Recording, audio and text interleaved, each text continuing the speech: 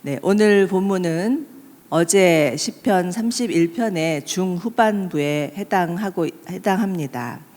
어제까지만 해도 다윗이 정말 하나님을 기뻐하고 즐거워하면서 주께서 나를 넓은 곳으로 옮겨주실 것입니다 라고 고백하는 것으로 끝나고 있는데, 오늘 또 9절에서는 보시는 바와 같이 다윗이 다시 그 마음에 낙심이 되어서 하나님께 호소하고 있는 것을 볼 수가 있습니다. 9절과 10절 한번 다시 보죠. 이렇게 고백합니다. 오 여호와여, 나를 불쌍히 여기소서. 내가 고통받고 있습니다. 내 눈이 슬픔으로 흐려지고 내 몸과 영혼도 그렇습니다. 슬픔으로 내 목숨이 끊어질 것 같고 한숨으로 내 인생이 꺼질 듯합니다. 내 제약으로 내 힘이 빠지고 내 뼈들이 닳고 있습니다. 어제 그 7절에서와는 전혀 다른 사람인 것 같은 모습이 보이고 있습니다. 어찌 보면 참 하나님을 찬양하다가도 때로는 다시 절망의 구렁텅이로 빠지는 연약한 인간의 모습이 아닌가 싶습니다. 이 다윗의 이런 모습을 보면서 참 우리도 은혜 받을 때는 하나님을 찬양하고 막 날아다닐 것 같다가 또 어떨 때는 마음이 낙숫물 떨어지듯이 낙심이 되어서 뚝 떨어져 있는 것들을 보게 됩니다. 참 다윗도 그랬구나 하면서 또 오늘 말씀을 통해서 얼마간의 위로가 되지만, 사실 다윗은 그 광야 생활, 그 고난의 긴 세월 동안 너무나 많은 어려움들을 겪고 있었기에 사실 그 마음으로만 따지면 그 누구보다도 가장 어렵고 힘든 상황에 놓였던 사람이라고 볼 수 있겠습니다.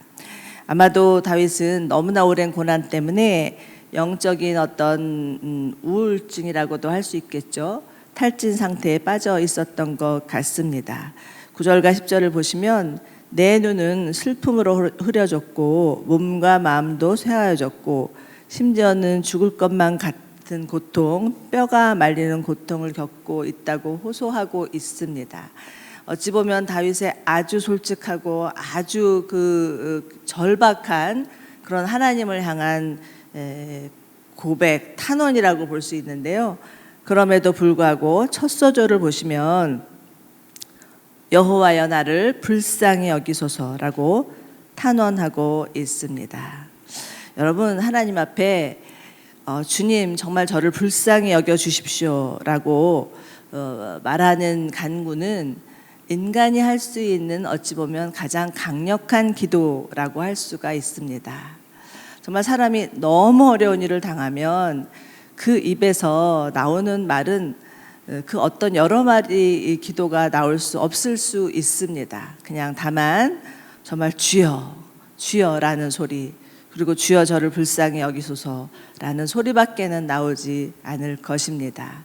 그러나 정말 하나님 앞에 주님 저를 불쌍히 여기소서라고 하는 기도야말로 하나님이 들으시고 받으시는 기도입니다.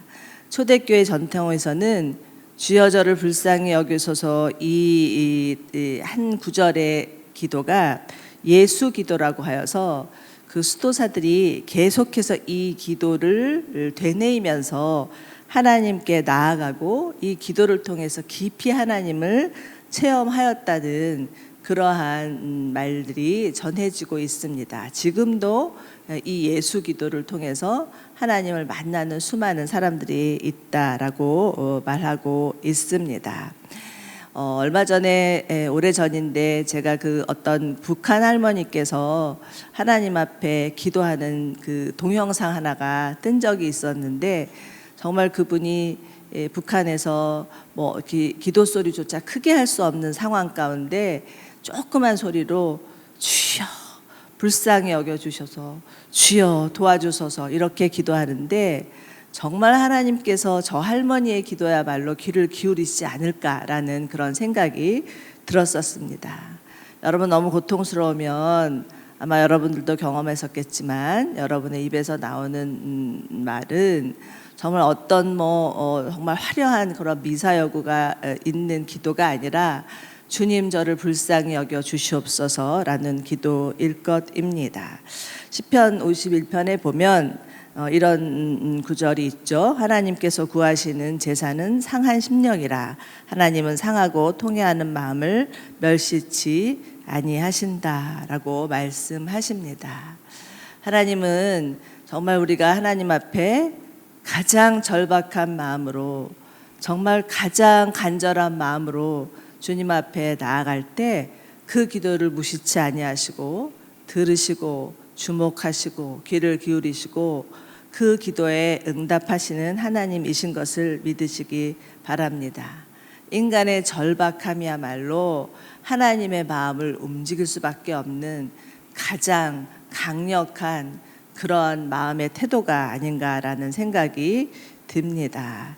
이제 지금 다윗을 보면 다윗이 그 11절과 12절, 13절에서는 자신이 지금 당하는 고난으로 인하여서 사람들이 자기에게 대하는 태도, 그것에 대해서 하나님 앞에 또 그대로 아뢰고 있는 장면들을 볼 수가 있겠습니다. 한번 11절, 13절 보시겠습니다.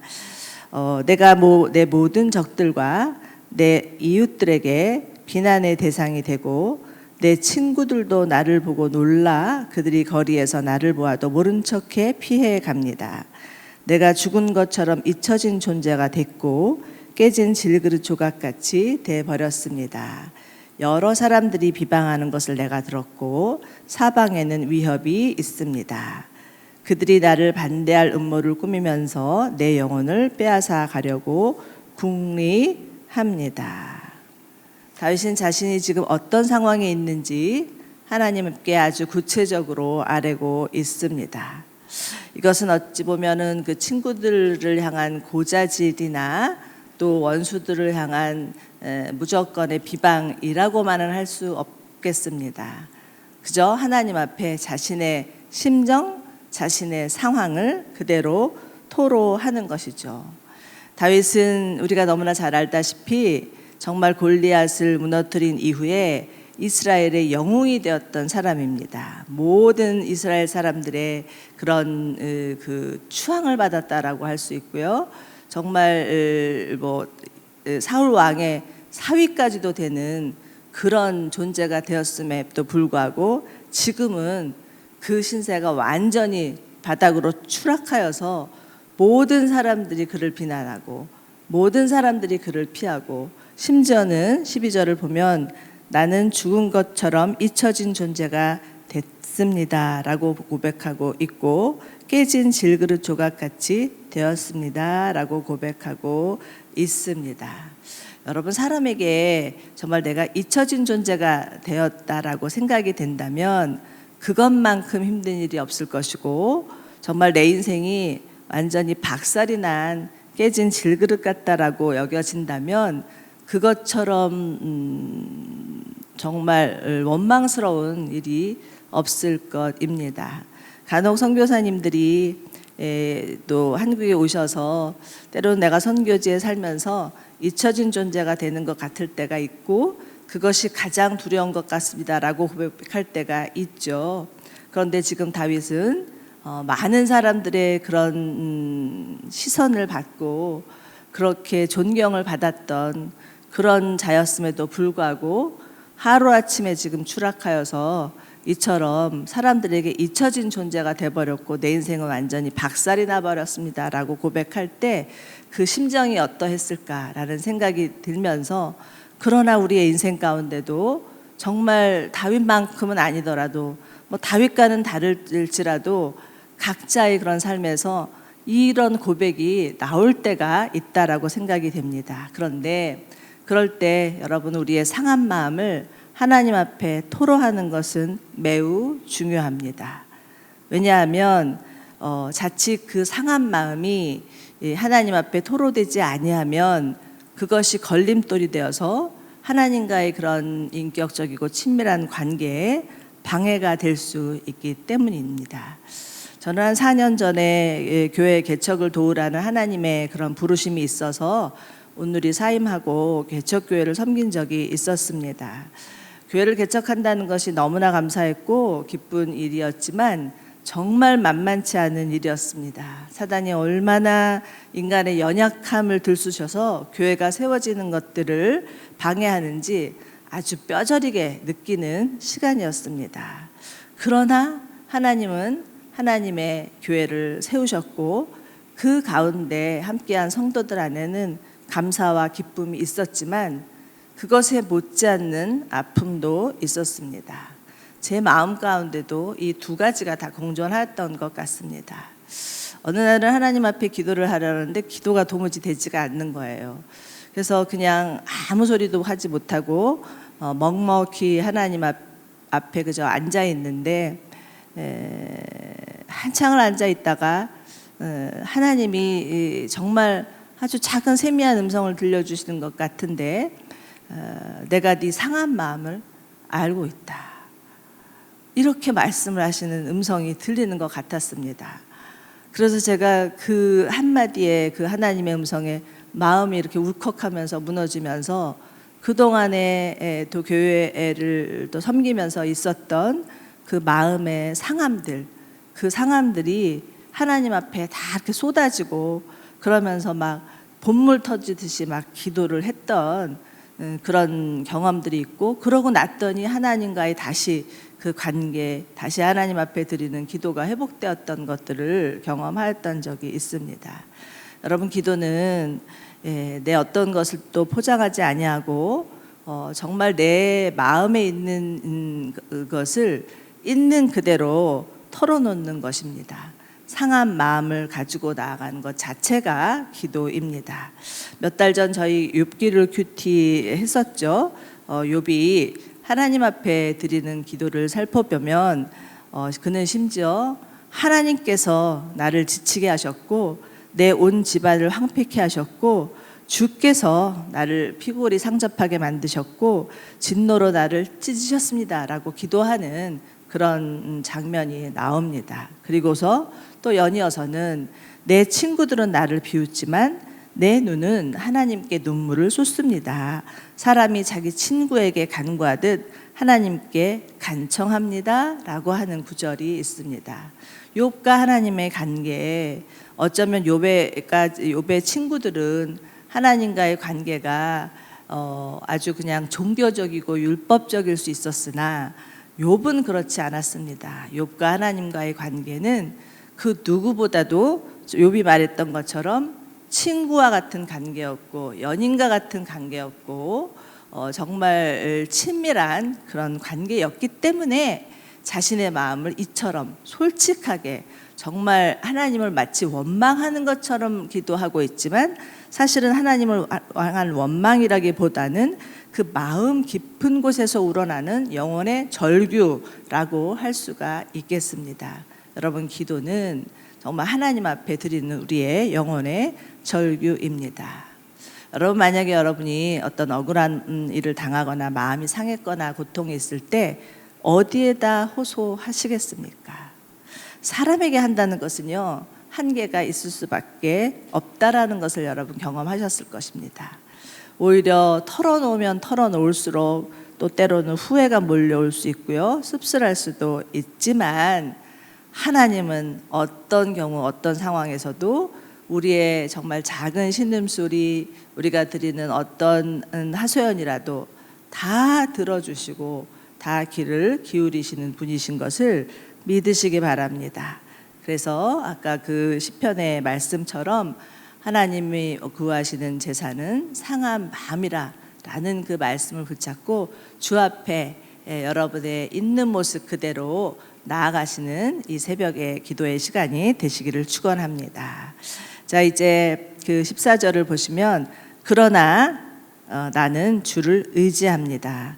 주는 내 하나님입니다. 이렇게 고백합니다. 여러분, 여러분의 삶 가운데도 어려움이 있을 때 정말 다윗처럼 그러나 하나님은 나의 하나님이십니다. 나는 주님을 의지합니다. 라고 고백할 수 있으시겠죠? 이것이 바로 신앙입니다. 신앙은 정말 내가 좋기 때문에, 내 상황이 편안하기 때문에, 내 모든 주변이 안전하기 때문에 하나님을 신뢰하는 것이 아니라, 비록 내 삶이 꺾어지고 어그러지고 무너지고 깨어진다 할지라도 하나님은 하나님이시고 나와 함께 하시고 하나님은 끝까지 나를 돌보시는 분이신 것에 대해서 신뢰하는 것이 신앙이고, 그 하나님이 바로 나의 하나님입니다 라고 고백하는 것이 정말 하나님이 받으시고 원하시는 신앙이라 생각이 됩니다. 그렇기 때문에 여러분은 어떤 경우든지 솔직하게 하나님 앞에 마음을 토로하시기 바랍니다. 시편 62편 8절을 보면 이런 구절이 있습니다. 백성들아, 시시로 그를 의지하고 그의 앞에 마음을 토하라.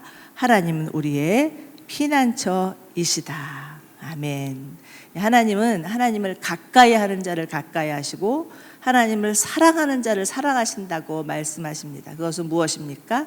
하나님과 우리와는 관계성이라는 것입니다.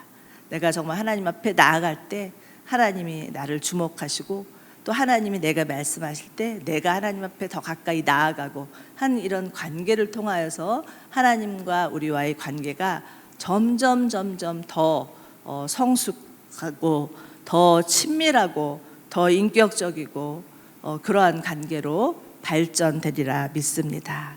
자, 이제 그 한숨 소리와 같았던 다윗의 기도는 점점 그 담대해지고 있습니다. 16절을 보시면 주의 얼굴을 비춰 주시기를 기도하고요, 또 변치 않는 사랑으로 구원해 주시기를 간구하면서 18절에서는 거짓말하는 입술을 막아 주십시오라고 기도하고 있습니다. 그러면서 그 뒤이어서 정말 그 거짓말하는 입술들, 그들을 막아주실 뿐만 아니라 그들이 수치를 당해서 잠잠히 무덤 속에 있게 하소서라고 기도하고 있는데요, 이것을 통해서 우리가 알 수 있는 것은 기도는 영적 전쟁이라는 것입니다. 사람들을 이용하고 죄송합니다. 거짓말하게 하고 오만방자하게 또 사람들을 만드는 그런 사단의 술수가 늘 사람들의 배후에 있다라는 것을 인식하면서 이것을 분별할 수 있는 영적인 분별력이 우리 가운데 있어야 할 뿐만 아니라, 정말 그럼에도 불구하고 하나님은 이미 사단과의 싸움에서 승리하신 분이신 것을 믿을 때 정말 그 영적 전쟁에서 승리는 우리의 것임을 선포할 수 있겠습니다. 다윗은 지금 20절을 보시면 주님의 선하심을 신뢰하는 자들에 대해서 그들을 하나님이 어떻게 지키실지에 대해서 말하고 있습니다. 주님의 선하심을 신뢰하는 자들은 하나님께서 그들을 교만한 자들에게서 구해 주실 것이고, 주 앞에 은밀한 곳에 숨겨주셔서 쏘아대는 혀로부터 그들을 구해서 조용한 장막에 보호해 주실 것이라는 믿음의 선포를 하고 있습니다. 다윗의 기도가 탄원에서 점점 선포로 그렇게 변해지고 있는 것을 볼 수가 있죠. 여러분, 우리도 기도하다 보면 하나님 앞에 처음에는 간절한 간구로 기도를 그러다가 이제 점점 하나님께서 우리 가운데 기도 가운데 말씀하시고, 그리고 정말 주님의 음성을 들을 때 우리의 기도는 담대해지고, 우리는 하나님의 주님이 주신 말씀을 가지고 담대히 믿음의 선포를 하게 된다라는 것입니다. 그렇기 때문에 여러분, 오늘 말씀을 통해서 정말 다윗과 같은 믿음의 선포를 하실 수 있는 여러분들 되시기를 바랍니다. 믿음은 사단의 거짓말을 막아내는 방패입니다. 에베소서 6장을 보면 믿음의 방패라고 되어 있죠. 하나님의 전신갑주를 입으라 하면서 여러 가지 그 장비들을 말할 때 믿음은 믿음의 방패라고 말하고 있는데, 믿음의 방패는 악한 자의 모든 불화설을 소멸시킨다라고 그렇게 말씀하고 있습니다. 그 에베소서 6장의 불화살이라는 것은 그 믿는 자들에게 쏟아내는 사단의 참소, 거짓말입니다. 사단은 거짓의 아비입니다. 그래서 정말 특히 믿는 자들에게 갖은 거짓말, 갖은 속임수, 갖은 수수를 가지고서 계속해서 사람들을 속이고 기만하고 거짓말하면서 무너뜨리려고 하는 것입니다. 그것이 믿는 자들에게 쏘아대는 독화살인 것입니다. 그런데 믿음이란 아무리 사단이 독화살을 쏘아댄다 그래도 방패가 있으면 그 방패 때문에 그 독화살을 다 막아낼 수 있는 것처럼 믿음이 바로 사단이 우리 가운데 쏘아대는 독화살을 막을 수 있는 방패다라고 에베소서에서는 기록하고 있는 것입니다. 그렇기 때문에 우리가 정말 하나님을 신뢰하는 믿음으로 선포하는 것, 이것이야말로 영적 전쟁에서 승리할 수 있는 팁이라고 볼 수 있겠습니다. 다윗은 또다시 기도 가운데 힘을 얻습니다. 21절 보십시오. 여호와를 찬양하라. 내가 성에서 포위되었을 때 그분께서 내게 놀라운 사랑을 보여주셨도다. 이렇게 선포합니다. 7절에서 그 8절 9절에서의 기도와 너무나 달라진 그 기도의 모습을 볼 수가 있겠죠. 이처럼 기도는 낙심되었던 마음을 다시 하나님께 돌리게 하고 하나님의 사랑을 깨닫게 해서 아무리 어려운 상황이라 할지라도 하나님을 바라볼 때 정말 하나님으로 인하여서 승리할 수 있다라는 것을 확신하게 된다라는 것입니다. 때로는 어려움이 올 때 22절 말씀처럼 내가 정말 주의 눈밖에 났구나. 내가 무슨 잘못을 저질러서 이런 어려움이 있구나. 내가 무슨 잘못을 했길래 하나님은 이런 내게 고난을 주나라는 생각을 자동적으로 하게 되는데, 그러나 그것보다 정말 하나님의 사랑은 우리가 겪는 어떤 실수나 지침것보다 더 크다라는 것을 믿으시기 바랍니다. 그래서 하나님의 그 크신 사랑이 우리를 이끌고 하나님의 그 정말 십자가의 사랑이 우리를 죽음에서 건져내고 우리를 구원하신다는 것을 믿을 때 우리 안에 있었던 모든 그런 죄와 죄책감으로부터 떠나게 될 줄로 믿습니다. 그렇기 때문에 어떤 경우든지 여러분 하나님 앞에 나아가는 것을 주저하지 마시기 바랍니다. 하나님은 자비로우신 분이십니다. 우리가 죄가 있을지라도 하나님 앞에 나아가 그 죄를 자백하면 하나님은 미쁘셔서 우리의 모든 죄를 용서하시고 우리를 받아주신다고 약속하셨고, 그것은 바로 예수 그리스도의 십자가 때문이라고 말씀하셨기에 주님의 십자가를 붙들고 주 앞에 하나님께 나아가시는 여러분들 되시기를 바랍니다. 자, 이제 마지막입니다. 23절 24절 보시면 다윗이 선포하고 있죠. 모든 성도들아 여호와를 사랑하라. 여호와께서는 신실한 사람들을 보호하시나 교만한 사람들에게는 철저히 갚으신다. 여호와를 바라는 너희 모든 사람들아 담대하라. 그분이 너희 마음을 강하게 하시리라. 기도를 통해서 하나님을 만난 사람은 담대히 하나님을 전할 수 있습니다. 왜요? 자신이 경험한 하나님의 어떤 하나님인지를 너무나 잘 알았기 때문에 하나님을 알릴 수 있는 것입니다. 그리고 그것은 힘이 있습니다. 내가 만난 하나님, 내가 경험한 하나님을 자신 있게 하나님은 이런 분이야 이렇게 얘기할 때 그것은 힘이 있고 능력이 있어서 정말 하나님을 알지 못하는 사람들, 또 하나님을 믿으나 자신의 삶의 어려움 때문에 낙심하고 있는 자들 가운데 힘이 되고 능력이 되고 생명이 되고 구원이 된다라는 것입니다. 다윗은 자기뿐만 아니라 정말 자신이 사랑하는 이스라엘 백성들이 모두 다 하나님을 알기를 간절히 원했습니다.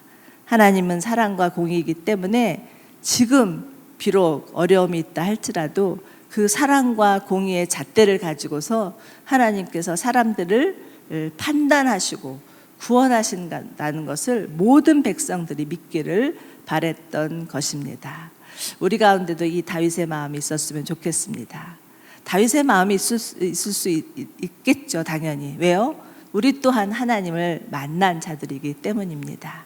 오늘 이 새벽에 정말 주님 앞에 기도할 때 하나님을 깊이 만나는 그런 은혜의 시간 되기를 바랍니다. 그래서 정말 기도를 끝나고 돌아가서 만나는 모든 사람마다 다윗이 말했던 것처럼 정말 여호와를, 하나님을 사랑하십시오. 하나님을 바라보십시오. 그리고 강하고 담대하십시오. 이렇게 선포하고 전할 수 있는 저와 여러분들 되시기를 바랍니다. 하나님은 우리를 강하게 하시는 분이십니다. 하나님은 우리를 담대하게 하시는 분이십니다. 우리가 담대해서가 아니라, 우리가 강해서가 아니라 하나님이 강하시고 하나님이 정말 전능하신 분이기 때문에 그렇다는 것이죠. 하나님의 사랑을 입을 때, 하나님의 사랑을 알 때 우리도 어느새 우리 마음 안에 정말 약했던 우리 마음이 강해지고 정말 용기 없었던 우리 마음이 담대해져서 무사람들에게 나아가, 세상에 나아가 하나님 사랑을 전하고 하나님의 그 행하신 일들을 선포할 수 있는 저희 모두 되시기를 축원합니다. 우리 함께 기도하시겠습니다.